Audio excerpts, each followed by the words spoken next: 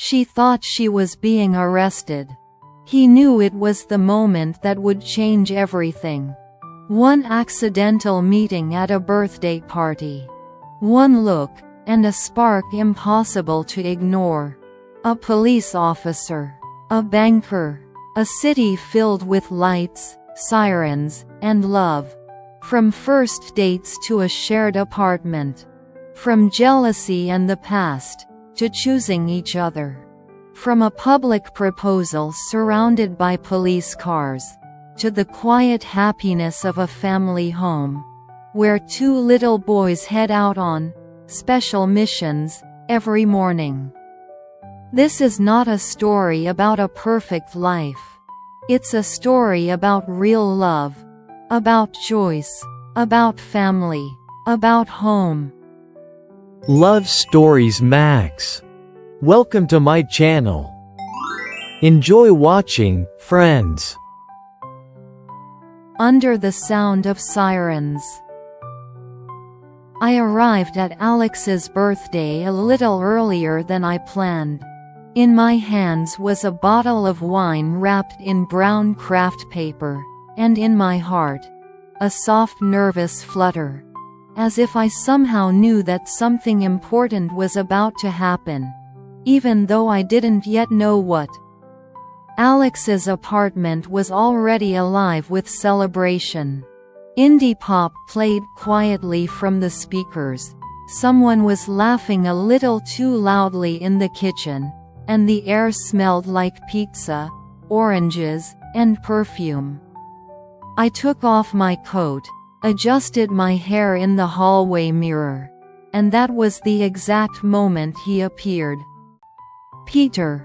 He was standing by the window with a paper cup in his hand, wearing a simple light-colored shirt, the sleeves slightly rolled up, revealing a watch on his wrist.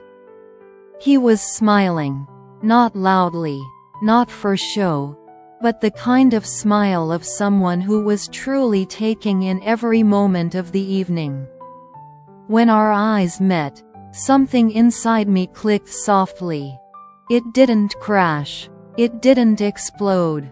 It just got warmer.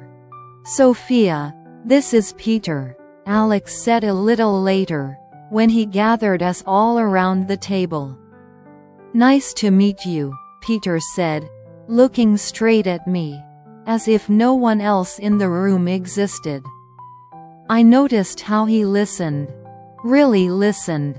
He wasn't waiting for his turn to talk, wasn't distracted by his phone.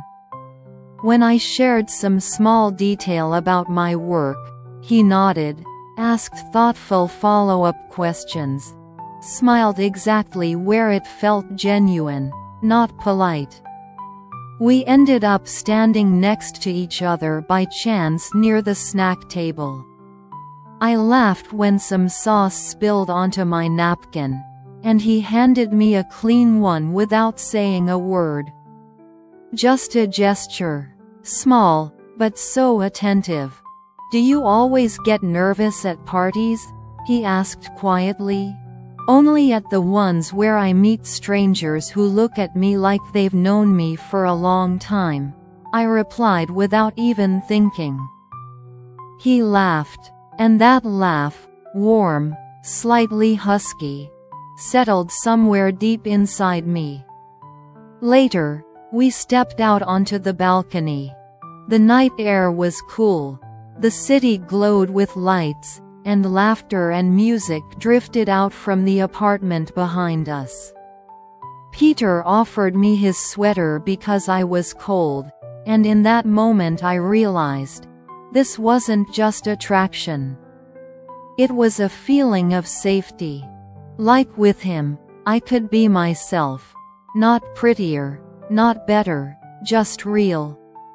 We talked about little things. Favorite movies, travel, childhood memories. But between the words there was something more, pauses, glances, a silence that didn't feel awkward. I caught myself wishing the night wouldn't end. When it was time to say goodbye, He seemed a little shy. "I don't know how to say this the right way, but I really want to see you again." "Not someday. Soon." I smiled. "Then say it the wrong way. I like honesty." He saved my number in his phone, but before that he looked at me as if he were memorizing every detail of my face. And when I stepped out of the building, my heart was beating faster than usual.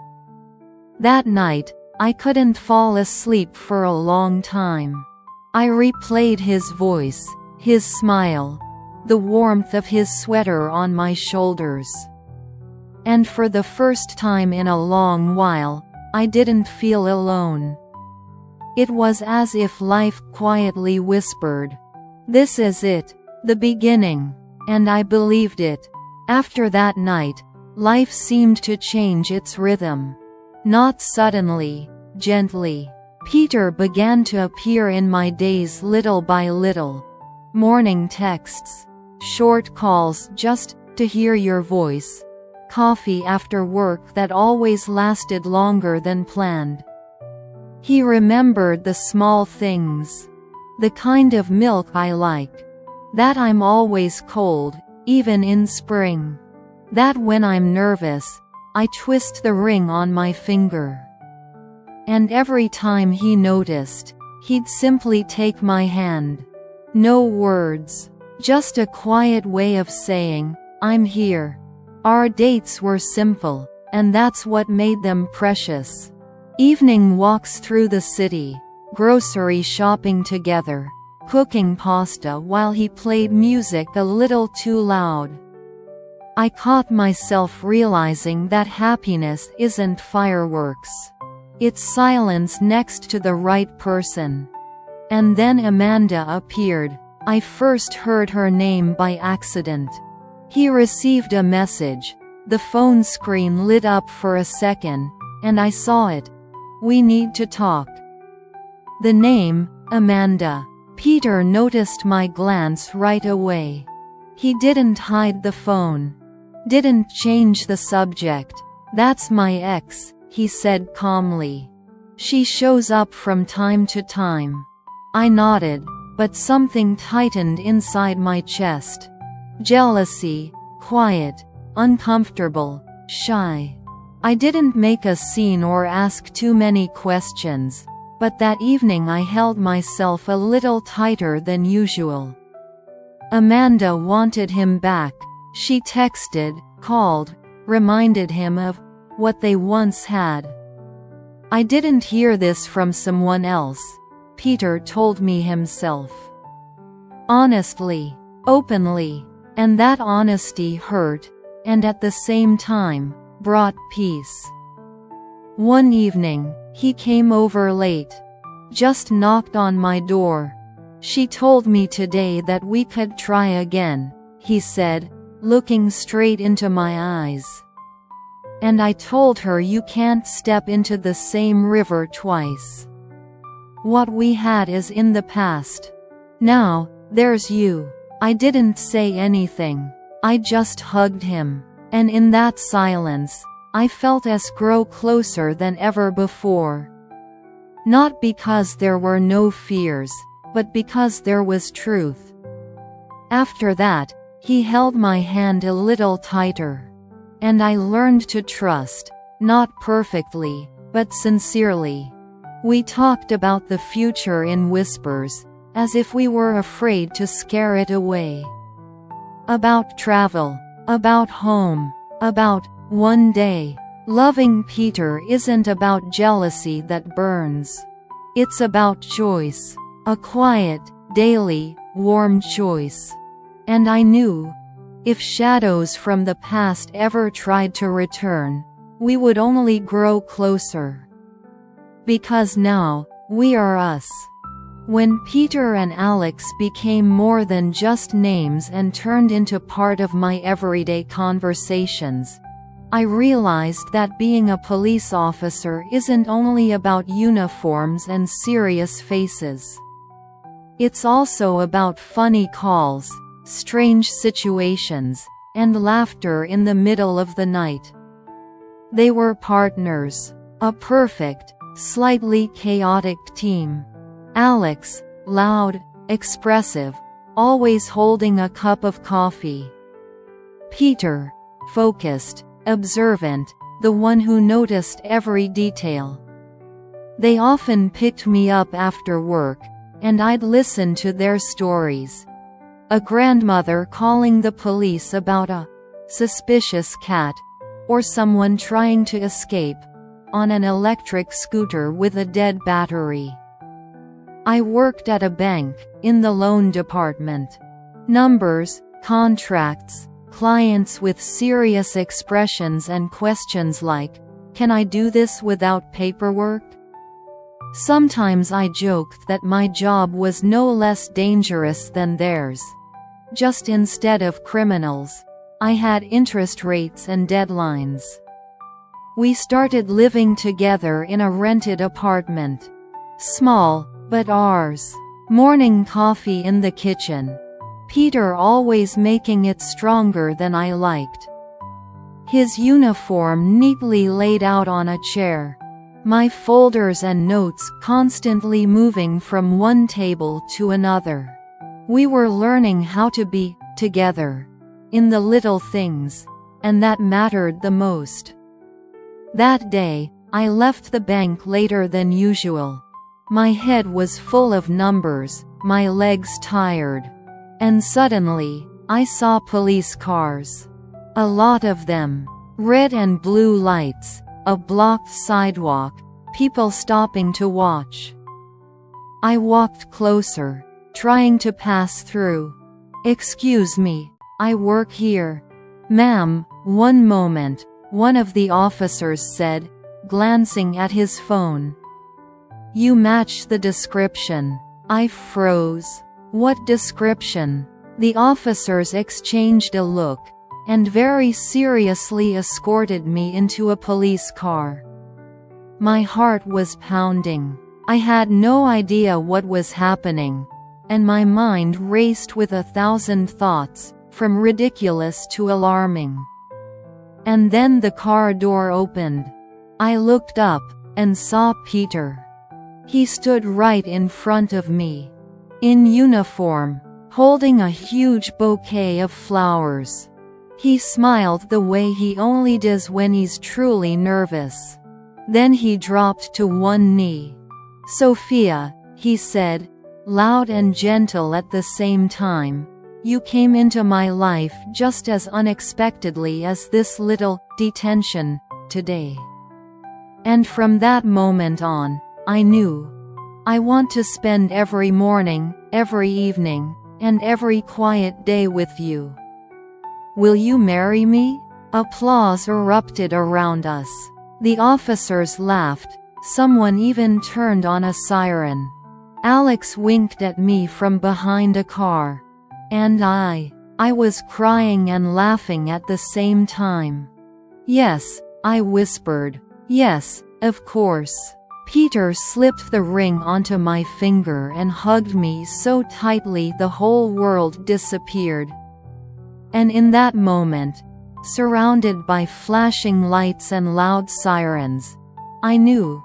This wasn't just an engagement. It was our story. Funny, loud, real, and endlessly full of love. Our wedding was just like us. A little chaotic, very loud, incredibly warm, and overflowing with love. When I walked into the venue, I saw everyone. The entire police department, in suits, perfectly pressed shirts, but with the same smiles I saw every morning when Peter left for his shift. And right next to them, my girls from the bank, stunning, elegant, already holding toasts they'd been preparing for weeks. The music started, and I saw Peter. He stood by the arch, slightly nervous, hands clasped in front of him, as if trying to calm a heart that was beating too fast. When our eyes met, he smiled, and the world disappeared. There was only us. The ceremony was gentle and honest. No grand speeches. We laughed when he mixed up his vows, and I cried when he said, "I promise to come back to you from every shift, and to always choose you." Our first dance was a little clumsy. Peter stepped on my dress, I stepped on his foot, and we laughed, foreheads touching. Just like always. Real. And then the celebration began. The games were the kind that still make me blush. Police officers competed with the bank girls. Who could approve a loan for love faster? Who could detain the bride better? Alex hosted one of the games, cracking jokes so hard even the waitstaff was laughing. Someone turned on a siren, as a joke, and the room erupted in applause. Peter lifted me into his arms, spun me around, and I felt light, like air. Between dances, we escaped to the terrace. He adjusted my veil, kissed my temple, and whispered, "You're the best thing that's ever happened to me." I looked at him, my husband, and realized, love isn't always quiet. Sometimes it's loud, funny, full of games, sirens, and 100 friends around you. But at its center, it's always two people holding hands. That night, we danced until we were exhausted. We hugged, laughed, listened to toasts that sounded like small chapters of our life together. And when the night grew deep and the room filled with warm light, I knew this was the beginning. Ours. Forever. Our house is never quiet. And I love it for that. Every morning, I wake up not to an alarm clock, but to the sound of little feet racing down the hallway. Lucas and Nicholas never walk. They're always on a mission. One of them is the captain today, the other the sergeant, but the roles change constantly, because real heroes know how to negotiate, or argue loudly. "Mom, emergency!" Lucas shouts, peeking into the bedroom. "We're guarding your bank," Nicholas adds, holding a toy radio. I smile and pull on my robe, already knowing the kitchen has turned into headquarters and the couch into a police car. Outside, they run for hours, rescuing imaginary hostages, chasing bad guys, sometimes seriously debating who gets to be Dad and who gets to be Alex. Peter watches them from the porch, coffee in hand. There's pride in his eyes, and a quiet tenderness. He never interrupts their games, only occasionally adding, "Officers, don't forget about safety." And they listen, because Dad is the real deal. Our evenings are shared dinners, homework, bedtime stories. Lucas always asks for stories about brave police officers, and Nicholas insists I sit next to him, holding his hand. Peter kisses my temple when he thinks I don't notice. Sometimes, after the boys fall asleep, we step out onto the terrace. It's quiet there. The city breathes in the distance. Peter takes my hand, the same way he did at the very beginning of our story. "Are you happy?" he asks. I look at the reflection of our warm home in the window and answer, "Very." Our happiness isn't perfect. It includes tiredness, messes, and loud mornings. But it also holds love, support, and the deep feeling that you are exactly where you're meant to be. And when I see Lucas and Nicholas running across the yard, shouting about their special missions, I know We created something real. A family, a home, a love that lives every single day.